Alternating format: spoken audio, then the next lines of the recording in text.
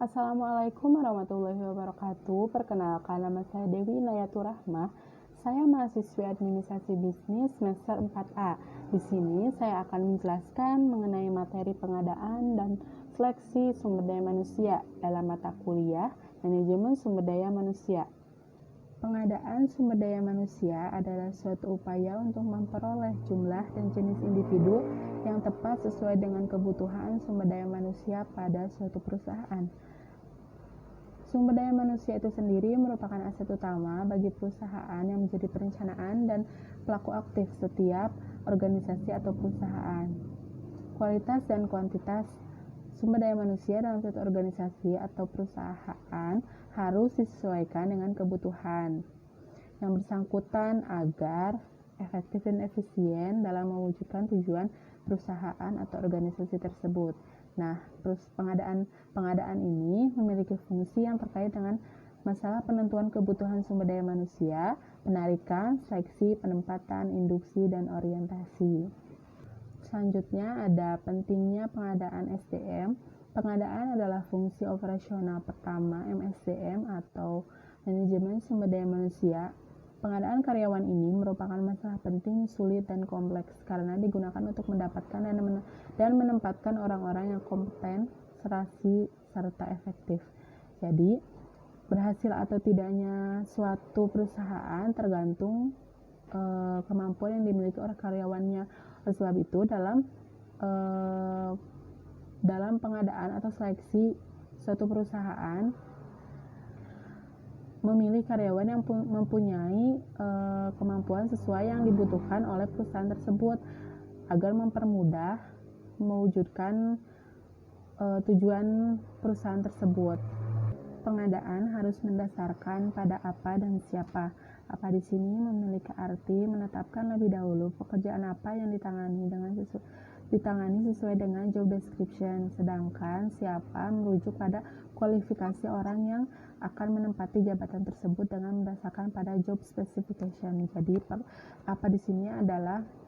apa dan siapa di sini adalah pertama, perusahaan harus mengetahui dulu pekerjaan apa yang akan ditempati oleh karyawannya nanti, dan yang kedua baru siapa orang yang tepat untuk menempati jabatan tersebut sesuai dengan job specification-nya. Nah, jika pengadaan menggunakan konsep tersebut tetapi dibalik, akan menyebabkan mismanagement dalam penempatan karena kemungkinan akan terjadi kesalahan dalam penempatan.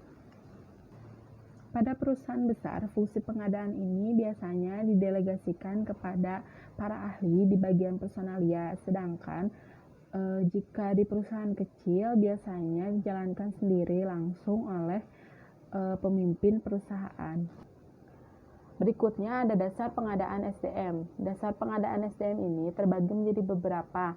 Yang pertama ada analisis pekerjaan. Analisis pekerjaan merupakan usaha yang sistematis dalam mengumpulkan, menilai, atau mengorganisasikan semua jenis pekerjaan yang terdapat dalam satu organisasi atau perusahaan. Nah, analisis pekerjaan perlu dilakukan agar dapat didesain organisasi dan ditetapkan uraian pekerjaan, spesifikasi pekerjaan, serta evaluasi pekerjaan.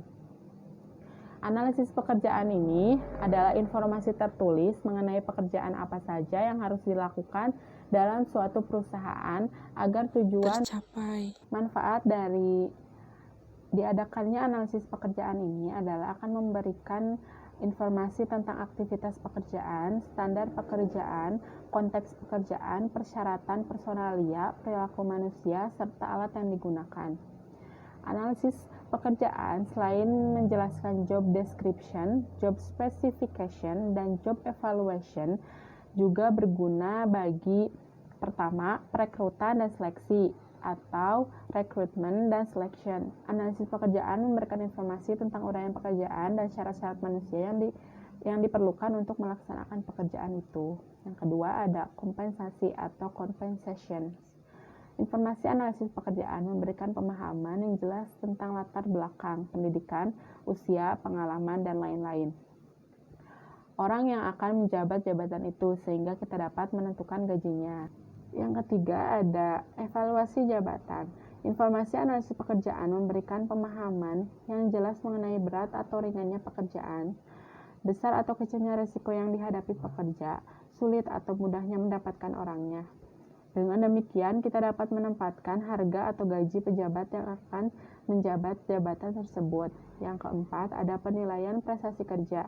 Penilaian prestasi kerja merupakan upaya membandingkan prestasi aktual pegawai dengan prestasi kerja yang diharapkan darinya.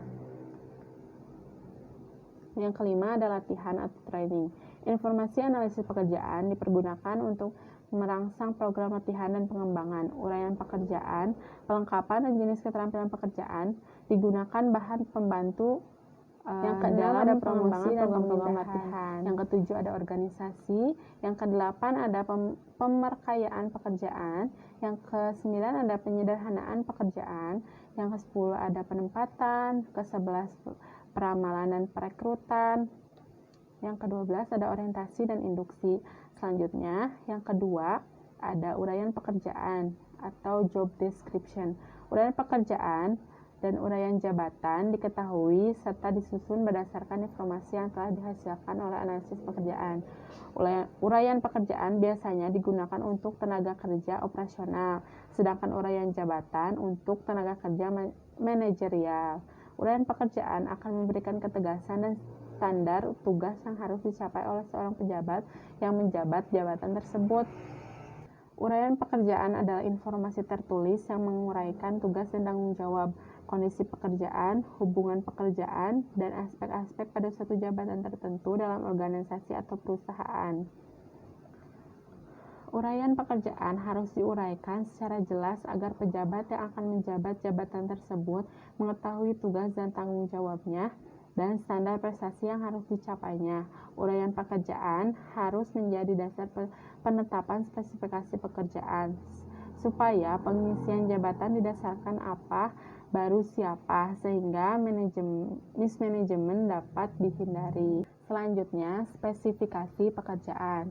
Spesifikasi pekerjaan disusun berdasarkan uraian pekerjaan dengan menjawab pertanyaan apa ciri, karakteristik, pendidikan, pengalaman, dan lain-lain orang yang akan melaksanakan pekerjaan tersebut dengan baik. Spesifikasi pekerjaan menunjukkan persyaratan orang yang direkrut dan menjadi dasar untuk melaksanakan seleksi. Spesifikasi pekerjaan adalah uraian persyaratan kualitas minimum orang yang bisa diterima agar dapat menjalankan suatu jabatan dengan baik dan kompeten.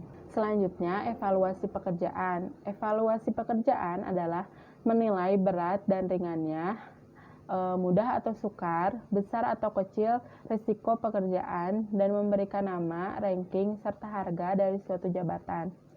Selanjutnya ada proses pengadaan SDM. Seperti yang telah dijelaskan bahwa pengadaan merupakan proses penarikan, seleksi, penempatan, dan dengan maksud untuk memperoleh karyawan yang kompeten sesuai dengan kebutuhan. Nah, ada beberapa hal yang harus diperhatikan dalam pengadaan SDM. Yang pertama ada peramalan kebutuhan tenaga kerja, yang kedua penarikan, yang ketiga seleksi, yang keempat penempatan. Hal-hal yang perlu direncanakan dalam pengadaan sumber daya manusia, diantaranya yang pertama ada penentuan jumlah dan kualitas sumber daya manusia yang akan diperlukan. Yang kedua, sumber calon karyawan dan cara-cara penarikannya. Yang ketiga, ada dasar, sistem, metode, dan tingkat-tingkat seleksi yang akan dilakukan. Yang keempat, kualifikasi dan prosedur seleksi yang akan dilaksanakan. Yang kelima, ada cara-cara penempatan calon pegawai yang akan dilakukan. Selanjutnya ada seleksi sumber daya manusia. Seleksi merupakan kegiatan di dalam manajemen sumber daya manusia yang dilakukan setelah proses rekrutmen selesai dilaksanakan. Pengertian seleksi menurut para ahli. Yang pertama ada menurut Robert L. Martis dan John H. Jackson. Menurut beliau, seleksi merupakan proses pemilihan orang-orang yang memiliki kualifikasi yang dibutuhkan untuk mengisi lowongan pekerja di sebuah organisasi. Nah, yang kedua ada menurut Melayu SPH Hasibuan. Menurut beliau, seleksi adalah suatu kegiatan pemilihan dan penentuan pelamar yang diterima atau ditolak untuk menjadi karyawan perusahaan. Seleksi ini didasarkan kepada spesifikasi tertentu dari setiap perusahaan yang bersangkutan. Terus yang ketiga, ada menurut William B. Weather Jr. dan Kerr Davids. Menurut mereka, seleksi merupakan serangkaian langkah tertentu untuk memilih calon-calon pegawai yang dipekerjakan. Proses ini dimulai dari saat pelamar dan keahlian dengan keputusan penerimaan. Yang keempat ada Justin T.C. Wright, yang kelima ada R. Wayne Mondi and Robert M. Nu, yang keenam ada Ahmad S. Ruki. Selanjutnya ada proses dan tahapan seleksi. Proses seleksi adalah langkah-langkah yang harus dilalui oleh para pelamar sampai akhirnya memperoleh keputusan ia diterima atau tidak sebagai karyawan baru di perusahaan tersebut. Proses tersebut pada umumnya meliputi evaluasi persyaratan, testing, wawancara, dan ujian fisik. Selanjutnya ada kriteria dan teknik seleksi. Manajer perlu memutuskan kriteria seleksi untuk mengevaluasi pelamar-pelamar untuk posisi yang lowong. Kriteria seleksi adalah kriteria yang berasal dari deskripsi pekerjaan dan spesifikasi pekerjaan, pendidikan, pengalaman kerja, kondisi fisik, dan karakteristik pribadi. Selanjutnya ada dasar kebijakan dan prinsip seleksi. Tujuan utama seleksi adalah untuk mendapatkan tenaga kerja yang memenuhi syarat dan memiliki kualifikasi yang sesuai dengan kebutuhan organisasi. Maka dasar kebijakan dalam proses seleksi adalah pemenuhan persyaratan kualifikasi yang mencakup: pertama, keahlian; yang kedua, pengalaman; yang ketiga, jenis kelamin; keempat, pendidikan formal dan non-formal; yang kelima, keadaan fisik atau kesehatan; yang keenam, penampilan; ketujuh, bakat; kedelapan, temperamen; kesembilan, karakter. Selanjutnya ada cara seleksi sumber daya manusia. Ada beberapa. Yang pertama, metode non-ilmiah. Seleksi yang dilaksanakan tidak didasarkan kepada kriteria standar atau spesifikasi kebutuhan nyata, pekerjaan atau jabatan, tetapi hanya didasarkan kepada perkiraan dan pengalaman saya. Yang kedua, ada metode ilmiah. Seleksi yang didasarkan kepada job specification atau ilmu pengetahuan dan kebutuhan nyata jabatan yang akan diisi serta berpedoman kepada kriteria dan standar-standar tertentu. Yang selanjutnya ada jenis-jenis seleksi. Seleksi merupakan proses untuk mencocokkan orang-orang dengan kualifikasi yang mereka miliki. Jenis-jenis seleksi ada beberapa. Yang pertama, seleksi administrasi, yaitu seleksi yang berupa surat-surat yang dimiliki pelamar untuk menentukan apakah sudah sesuai dengan persyaratan yang diminta organisasi atau perusahaan. Antara lain ada ijazah, riwayat hidup, domisili atau keberadaan status yang bersangkutan, surat lamaran, sertifikat keahlian misalnya komputer, masak, dan lain sebagainya, pas foto, kopi identitas, KTP, paspor, SIM, dan lainnya, pengalaman kerja, umur, jenis kelamin, status perkawinan, surat keterangan kesehatan dari dokter, dan akte kelahiran. Nah, yang kedua ada seleksi secara tertulis. Yang pertama, tes kecerdasan atau inteligensi tes. Yang kedua, tes kepribadian atau personal test. Yang ketiga, tes bakat. Keempat, tes minat. Kelima, tes prestasi. Selanjutnya, seleksi tidak tertulis. Ada wawancara, praktik, kesehatan, atau medis. Ada nih tahapan seleksi sumber daya manusia. Jadi, prosedur seleksi meliputi beberapa tahapan. Di dalam tahapan seleksi tersebut terdapat 4 fungsi utama sekaligus, yaitu sebagai pengumpulan informasi, sebagai prediksi, pembuatan keputusan, dan pasokan informasi.